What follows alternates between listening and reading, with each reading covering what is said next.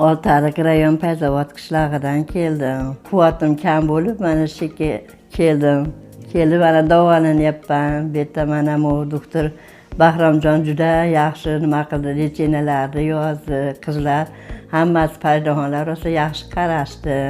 Mana Xudoga shukr, mana bugun yaxshiman. Kelganimga mana bugun 10 kun bo'lyapti. Paraben, massaj, ashnaqalarini vaqtida oldik. Mana endi shu Bahromjonni ham tan joni sog' bo'lsin. Joylari ham yaxshi ekan. Yotoqxonalarimiz hamma issiq joy.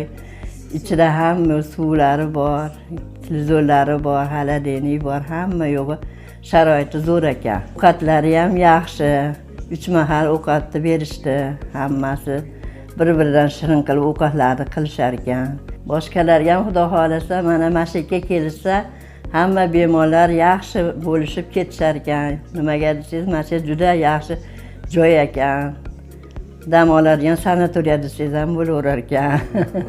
Ham davolar ekan, ham sanatoriya ekan. Shularga mana rahmat, shunchalik sharoit yaratibdi. Bahromjonga ham rahmat aytamiz.